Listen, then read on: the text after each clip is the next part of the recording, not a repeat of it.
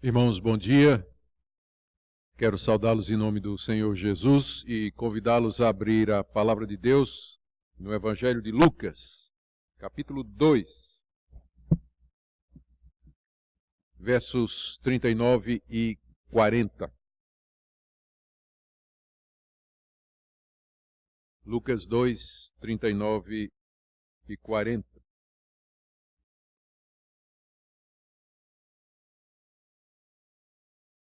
Cumpridas todas as ordenanças segundo a lei do Senhor, voltaram para a Galiléia, para a sua cidade de Nazaré.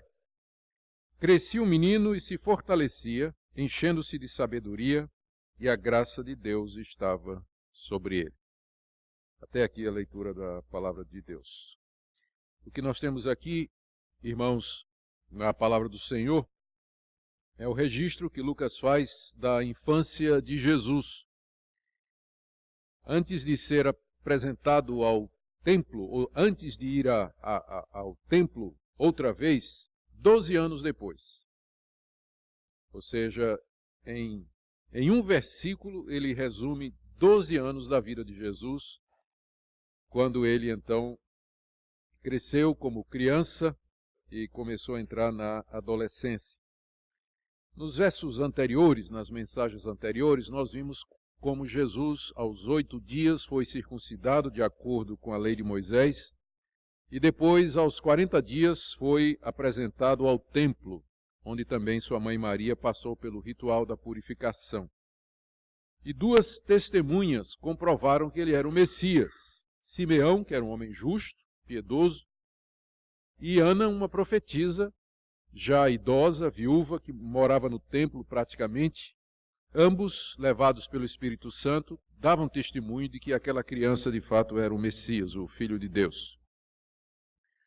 Hoje nós veremos o que é que Lucas nos diz a respeito desse tempo entre aqueles 40 dias que Jesus é apresentado no templo e 12 anos depois, quando ele sobe a Jerusalém pela primeira vez para participar da festa da Páscoa. O que é que o texto nos diz? E o que é que o texto não nos diz? O texto nos diz que depois da apresentação, verso 39, a família voltou para Nazaré. Verso 39, cumprida todas as ordenanças segundo a lei do Senhor, isto é, a purificação de Maria e a apresentação de Jesus, eles voltaram para Galiléia, para a sua cidade de Nazaré. Terminado então o que a lei mandava fazer, eles retornam para casa.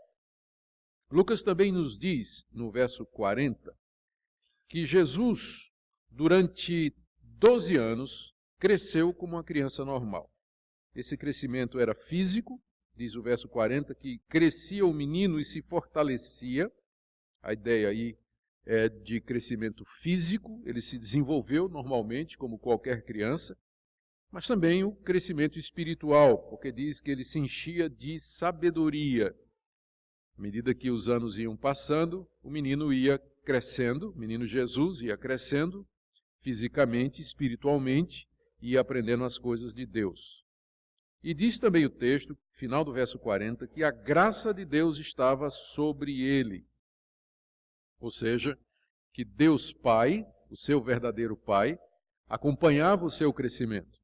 Dia a dia, constantemente, e a presença do Pai o guiava durante esse período de desenvolvimento.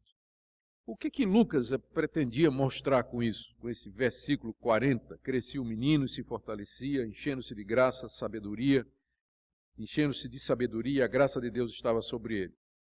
Eu creio que Lucas queria mostrar que Jesus era perfeitamente humano. Apesar de ter sido gerado no ventre de Maria, sobrenaturalmente pelo Espírito Santo, Jesus estava sujeito às regras e às leis normais do desenvolvimento humano. Ele foi crescendo, aprendeu a falar, aprendeu a engatinhar, aprendeu a andar. Depois de um tempo ele já deixou o leite e começou a comer comida sólida, parou de mamar, foi desmamado depois de um tempo. Ele cresceu como qualquer criança cresce, como você cresceu e como eu cresci, como nós nos desenvolvemos. Acho que Lucas quer mostrar que o Senhor Jesus, o menino Jesus, ele estava sujeito não somente às leis de Moisés, isso nós vimos nas últimas mensagens, mas também debaixo daquelas leis que regem o desenvolvimento humano. Outra coisa que Lucas deseja mostrar é que Deus Pai cuidava dele durante esse período. Diz que a graça de Deus estava com ele.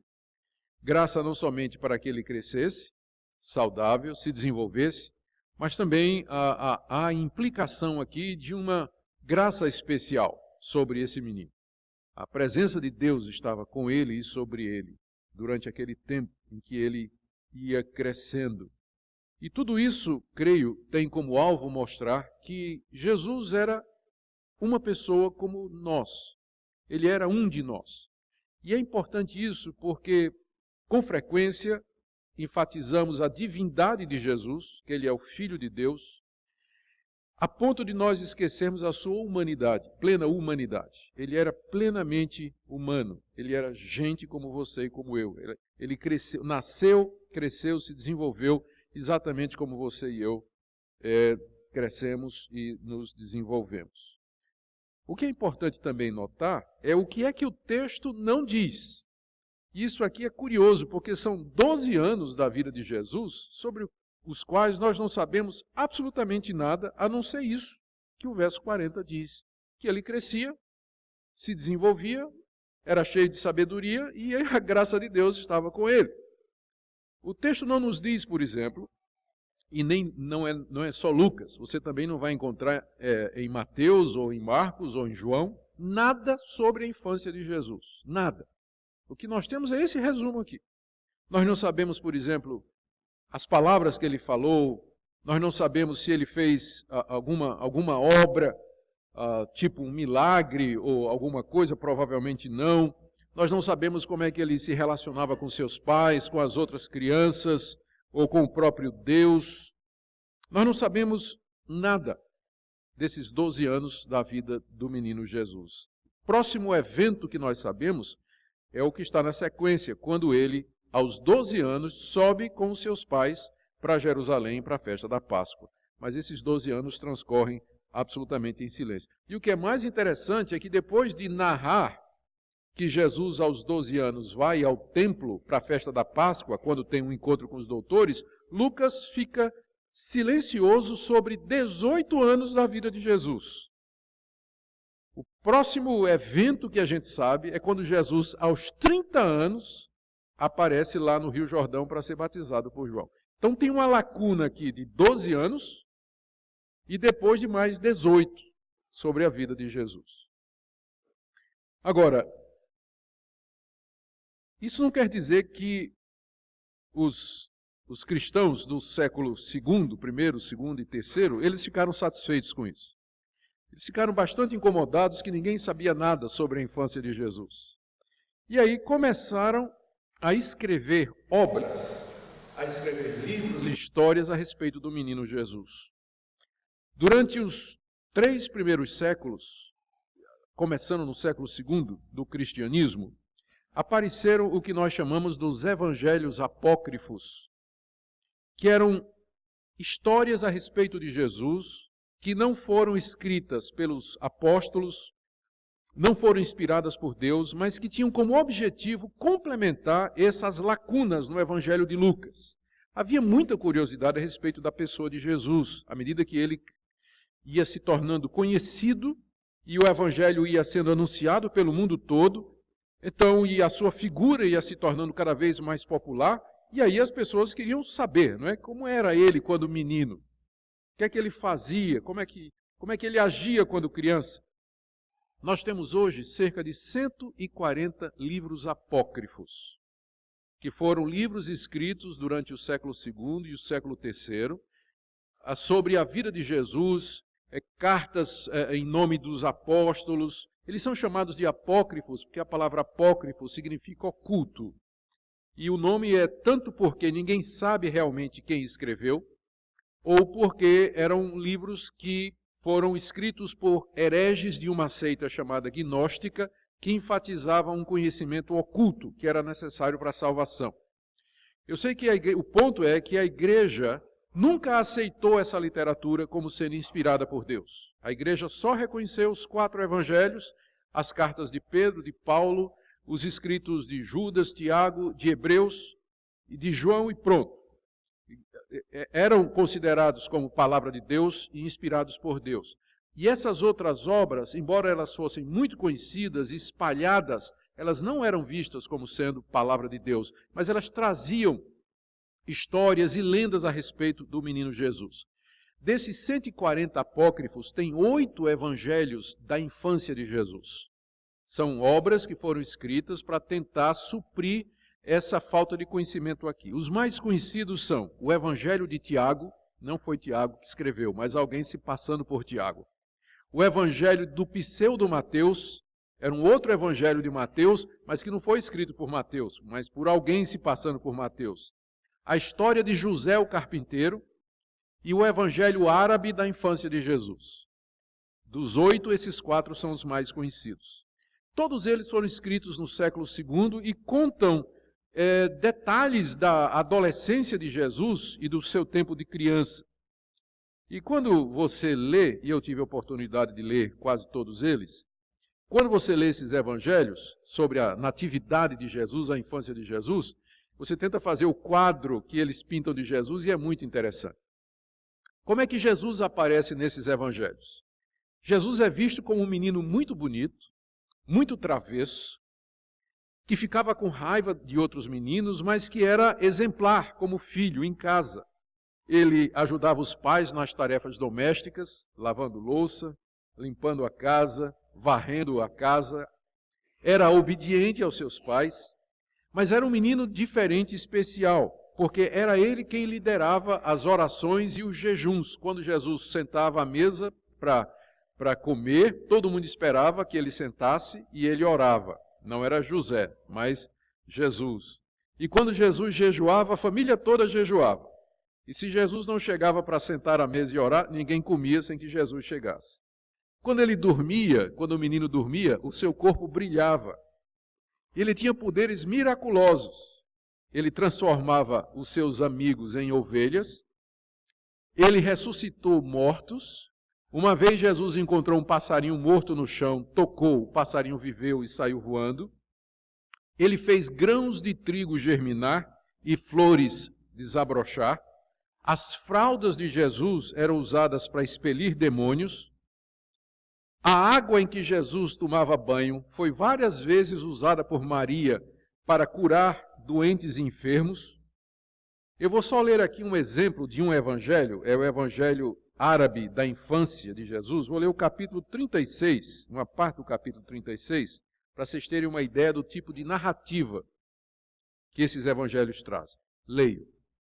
Ora, quando o Senhor Jesus tinha completado 7 anos, desde o seu nascimento, num certo dia ele estava ocupado com rapazes de sua idade, pois eles estavam brincando no meio do barro, do qual faziam imagens de burros, touros, pássaros e outros animais, e cada um se gabando da sua destreza, estavam a louvar o seu próprio trabalho. Então o menino Jesus disse aos rapazes: às imagens que eu fiz, eu ordenarei que andem. Os rapazes perguntaram se ele então era o filho do Criador. E o Senhor Jesus disse que andassem, e as estátuas começaram imediatamente a saltar. E então, quando ele lhes tinha dado saída, elas ficaram quietas. E ele fez figuras de pássaros e pardais do barro, que fugiram quando eles disse que voassem, e ficaram quietas quando lhes disse que parassem, e comeram e beberam quando lhes deu comida e bebida. Depois de os rapazes terem ido embora e contarem aos seus pais, os pais disseram: meus filhos, tenham cuidado em não fazerem novamente companhia com esse menino, pois ele é um feiticeiro. Fujam dele, portanto, e evitem-no, e não brinquem novamente com ele depois disso. Esse é um trecho do Evangelho árabe da infância de Jesus, narrando esse episódio em que Jesus, brincando com os meninos, fez animais de barro e deu vida, e depois trouxe de volta ao seu estado anterior.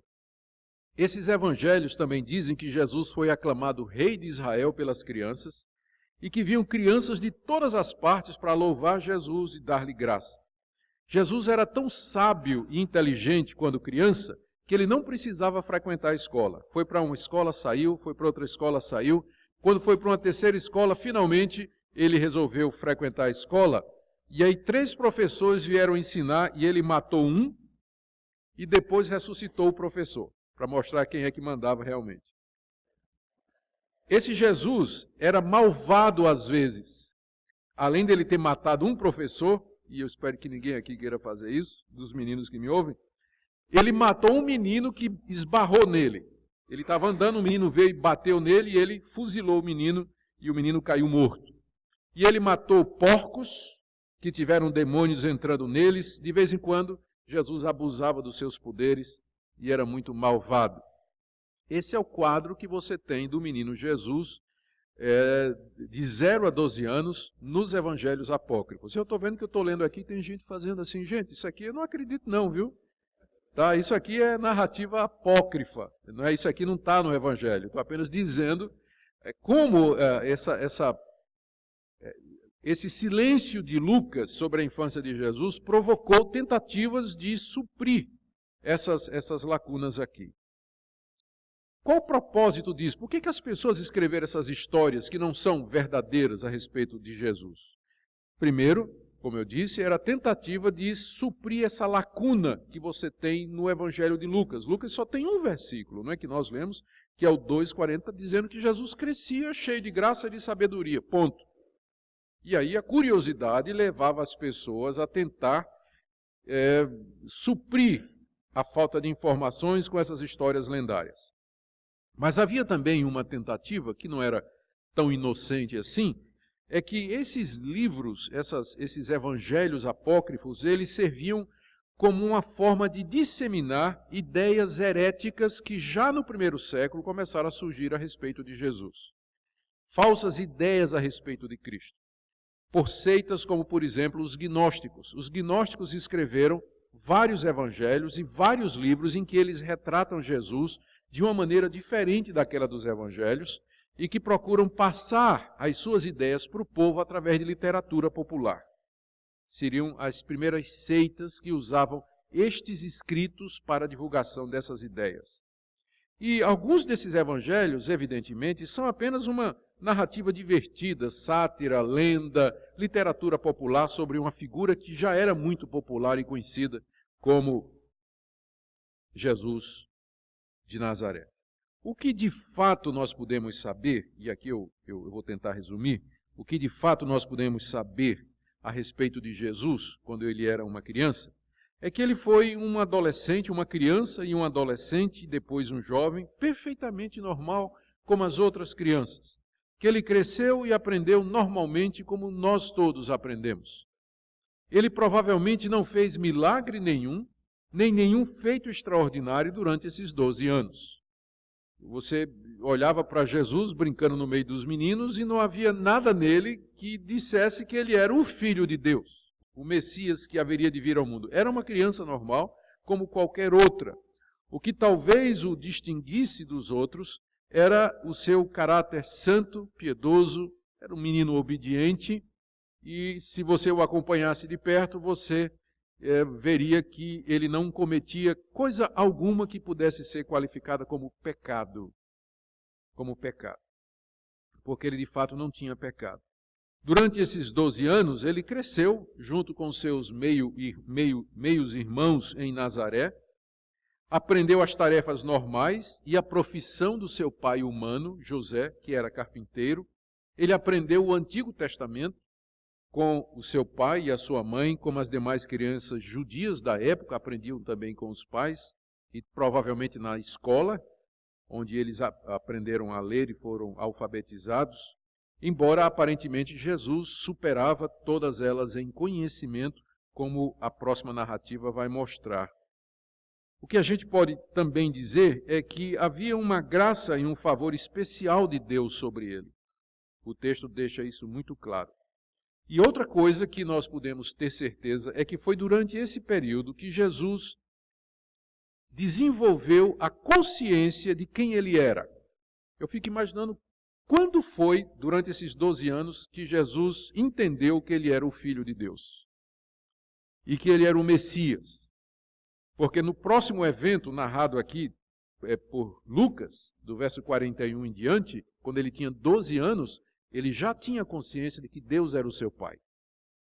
E que ele havia sido enviado para fazer a vontade do Pai. Aos 12 anos ele já tinha consciência disso. Mas quando, durante esse período, de 0 a 12 anos, foi que ele desenvolveu essa consciência, nós não sabemos. Mas em algum momento, durante o seu crescimento, Jesus foi tomado desse fato, raiou na sua mente, no seu coração. Ele percebe, ele entende que Deus de fato é o seu Pai e que ele foi mandado por Deus ao mundo para cumprir uma missão. E o quanto ele entendia aos 12 anos dessa missão, nós não sabemos. Talvez ele já tivesse o conhecimento claro de que ele haveria de morrer. Era essa a sua missão, morrer pelos pecados do povo de Deus, dando assim, trazendo a salvação eterna. São coisas que nós não sabemos como aconteceram, mas que certamente aconteceram, isso sim. Eu quero trazer algumas aplicações para nós, já caminhando para a conclusão, para que nós meditemos a respeito dessa passagem tão curta, mas que provoca tanta discussão, né? E provoca tanta especulação e também nos traz tanto conhecimento. São três aplicações que eu queria trazer, 3 conclusões. A primeira é a respeito da Bíblia, do caráter da Escritura. Passagens como essa mostram que Deus só revelou para nós o que é necessário. A Bíblia é a palavra de Deus, é a revelação de Deus, e com isso, por causa disso, ela é perfeita. Mas isso não quer dizer que ela seja completa, no sentido de que ela nos fala tudo a respeito de Deus. Ela é suficiente. Deus nos revelou na Bíblia o que é suficiente para a nossa salvação e redenção, para que nós conheçamos a Deus, conheçamos a nós mesmos e para que nós saibamos qual é a vontade dele para a nossa vida. A Bíblia não é exaustiva, ela não nos diz tudo a respeito de Deus, ela não nos diz tudo a respeito de Jesus Cristo, como é óbvio pelo texto que nós acabamos de ler. Por isso, uma regra muito importante é que nós paremos onde a Bíblia para. Onde ela se cala, a gente se cala também. Muitas heresias e muitos erros acontecem no meio da cristandade quando as pessoas querem ir além do que está escrito e tentam imaginar aquilo que a Bíblia não diz. Por exemplo, como era Jesus dos 0 aos 12 anos? A Bíblia não diz. Dá apenas estas orientações aqui, dá apenas essas referências amplas, mas não entra em detalhes. As heresias acontecem quando as pessoas começam a preencher as lacunas que Deus quis que permanecesse como lacuna. A gente não sabe. Então, tem coisas que Deus não revelou. E nós deveríamos ter humildade para reconhecer isso e ficar apenas com o que está escrito e não ir adiante. E nesse sentido, e aqui está a razão pela qual eu creio Lucas não nos diz a respeito da infância de Jesus, é que os evangelhos, eles não são biografias no sentido moderno. Quando a gente compra uma biografia, por exemplo, eu quero ler sobre a vida de Pelé. Então, a biografia narra a vida da pessoa desde o seu nascimento, a sua adolescência, quem são os pais, onde ele viveu, data de nascimento, o que é que fez, onde é que estudou, os seus feitos, onde ele morou. Então, é uma série de detalhes que geralmente segue uma linha cronológica. Quando a gente vai para os evangelhos, a gente pensa que os evangelhos são biografias de Jesus. Os evangelhos não são biografias de Jesus, porque eles narram apenas períodos selecionados da vida de Jesus. Porque quem escreveu os evangelhos, como Lucas, ele tinha um alvo, e o alvo era mostrar que Jesus é o Filho de Deus, ele é o Salvador prometido, o Messias de Israel e aquele que morreria pelos nossos pecados. Então, o que Jesus fez durante 0 a 12 anos é irrelevante para esse propósito. Não contribui. Esse conhecimento não é necessário para que a gente tenha certeza que ele é o Filho de Deus e que morreu na cruz pelos nossos pecados. Por isso que Lucas não narra. Ele seleciona, ele narra apenas um episódio, que é o encontro de Jesus com os doutores no templo quando tinha 12 anos, que é o que nós vamos ver em seguida, hoje à noite, se Deus quiser. Mas outros detalhes não são dados porque eles não contribuem, eles não agregam qualquer conhecimento ao conhecimento central que Jesus é o Filho de Deus e que veio a esse mundo para morrer pelos nossos pecados. Então, essa é a razão pela qual os evangelhos não narram quase coisa alguma da infância de Jesus. E a regra é essa, aliás, o princípio é esse. A Bíblia, ela é suficiente. Ela traz tudo aquilo que nós precisamos saber a respeito de Deus para a nossa redenção, mas ela não é exaustiva. Ela não traz o conhecimento completo a respeito das coisas de Deus e do seu Filho Jesus, mas traz o suficiente. Segunda conclusão que nós podemos tirar disso aqui é a superioridade dos relatos bíblicos ao relato dos apócrifos. Eu tenho um curso que eu ministro aos meus alunos de mestrado sobre a literatura apócrifa. E a gente sempre lida com essa questão. Tinha 140 livros apócrifos, mas por que só 4 evangelhos foram selecionados como palavra de Deus? Por que 4 dos 140? E geralmente a resposta que eu dou é o seguinte: lê os 140. E aí você vai ver por quê. É só você ler. Você começa a ler histórias como essa, que Jesus mata o professor, né, que Jesus, quando andava e pisava, as flores nasciam nas suas pegadas, que o menino Jesus fazia boneco de barro, soprava e saía um passarinho batendo asa, que Jesus brigava com os meninos e matou um menino que deu um esbarrão nele. E aí você compara com a narrativa dos evangelhos. Basta a comparação e você vai ver porque que a igreja nunca aceitou essas histórias. São infantis, absurdas, irrelevantes, são tão superficiais que uma leitura comparativa vai esclarecer qualquer dúvida que você porventura tenha. Quem quer se aprofundar no assunto, tem um livro chamado A Bíblia Apócrifa, que é uma tradução em português destes evangelhos. Conselho, compre e leia e faça a comparação. E aí você vai ver porque é que nós temos somente 4 evangelhos, um livro de Atos e as cartas dos apóstolos que nós encontramos no Novo Testamento. A igreja cedo reconheceu o caráter, o nível, a nobreza, a simplicidade, a autoridade dos escritos que hoje nós consideramos como palavra de Deus. Não foi uma coisa política assim, ou do acaso. Vamos escolher esse evangelho e esse evangelho. Não. A literatura bíblica, ela se impôs pela sua qualidade, pelo que ela é. Ela mesmo se autentica. Basta que você leia e faça a comparação e você vai ver que, de fato, esse livro, ele contém o Novo Testamento contém aqueles livros que, de fato, foram inspirados por Deus. Agora, tem 2 grupos a quem interessa os livros apócrifos. Primeiro, o catolicismo romano. Quando você começa a estudar autores católicos a respeito desse assunto, você fica impressionado como eles falam bem dos livros apócrifos, como eles consideram essas narrativas como sendo importantes e tudo mais. E a razão a gente descobre logo depois. É que nos livros apócrifos nós encontramos a base para doutrinas como a perpétua virgindade de Maria, que Maria subiu aos céus, que Maria era adorada, que Maria era venerada. Então, é nos livros apócrifos que a gente encontra essas doutrinas. Elas não estão nos evangelhos, não estão no Novo Testamento, mas é nessa literatura que a gente vai encontrar muitas das doutrinas que depois foram adotadas pela Igreja Católica no período medieval e contra as quais os reformadores se levantaram. E por isso os reformadores rejeitaram também esses livros apócrifos, porque neles tem esses ensinamentos que foram depois adotados pelo catolicismo.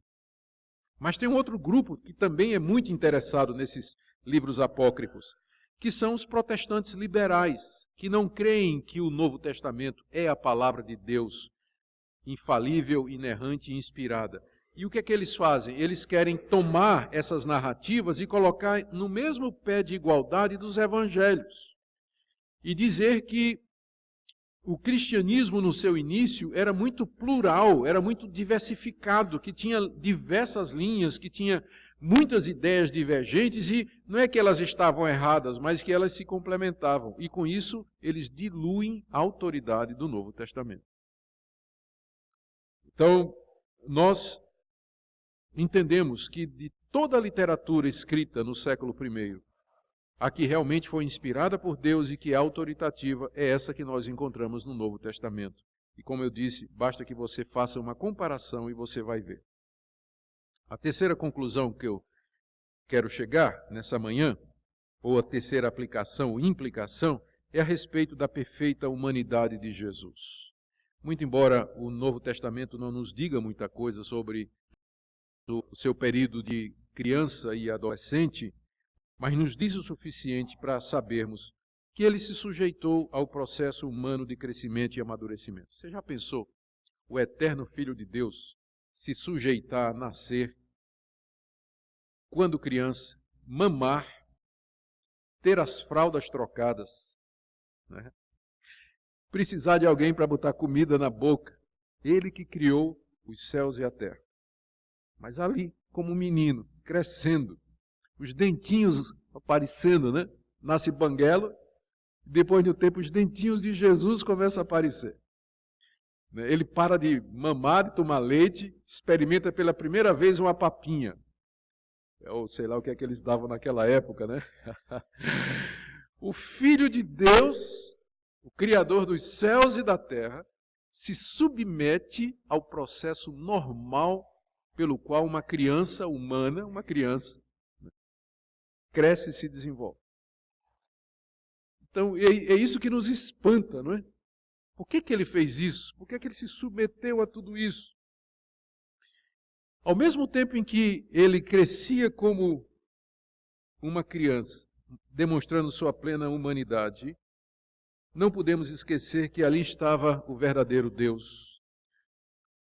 Ali estava o verdadeiro Deus. Cristo fez isso, Jesus fez isso, como parte da sua humilhação voluntária e submissa, porque ele nos amou e porque ele tinha que ser como um de nós para nos resgatar dos nossos pecados. Quem morreu na cruz foi um homem como você e como eu, verdadeiro Deus e verdadeiro homem, e somente alguém que participasse perfeitamente da humanidade nossa poderia tomar o nosso lugar diante de Deus e morrer pelos nossos pecados. Um anjo não poderia fazer isso.